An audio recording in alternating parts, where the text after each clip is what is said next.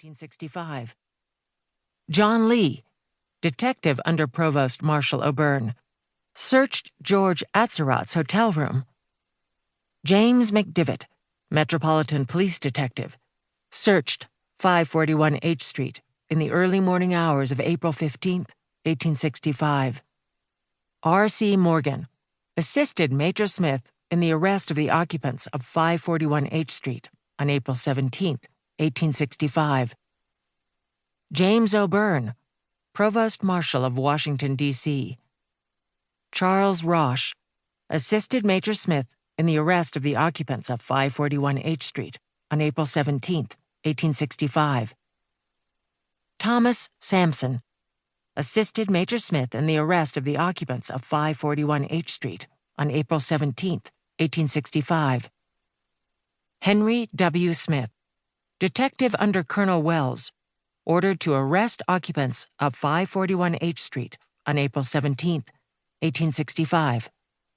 William Wormerskirch assisted Major Smith in the arrest of the occupants of 541 H Street on April 17, 1865.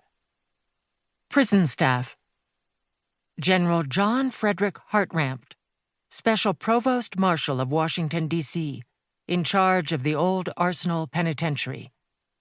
Major General Winfield Scott Hancock, Commander of the Military District of Washington, D.C., and General Hartranft's direct superior.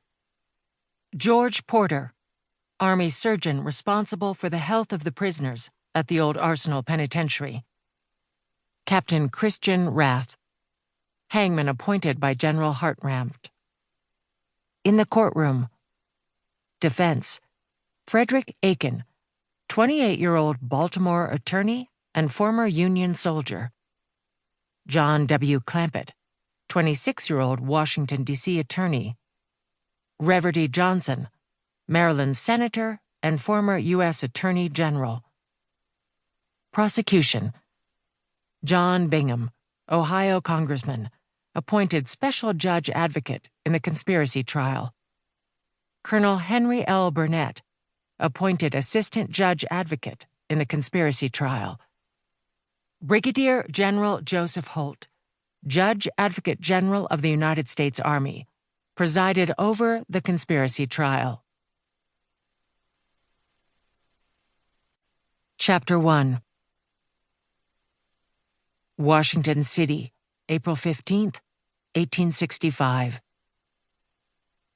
It was 2 or 3 o'clock in the morning when the bell of Mary Surratt's boarding house at 541 H Street rang very violently.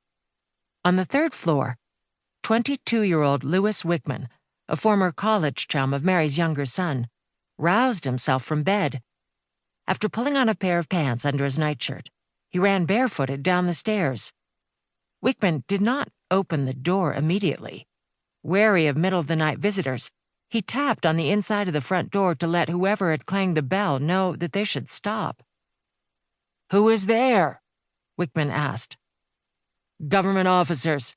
Come to search the house for John Wilkes Booth and John Surratt," came the prompt reply. Louis Wickman had seen John Wilkes Booth, one of the most famous actors in America, that very afternoon.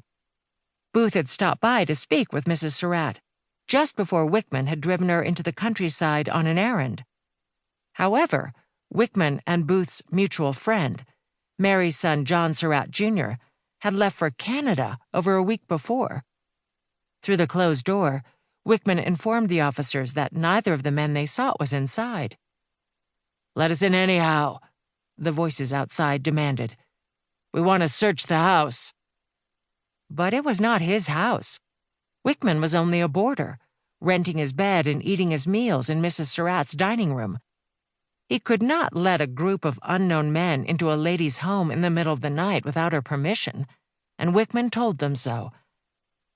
The officers waited on the porch while Wickman hurried down the hall and past the parlor to Mary Surratt's bedroom door. Another boarder, 17-year-old Honora Fitzpatrick, who shared a bed with Mrs. Surratt, had also been awakened by the clanging doorbell. Now she heard Wickman's gentler knock and his voice calling softly through the door. Mrs.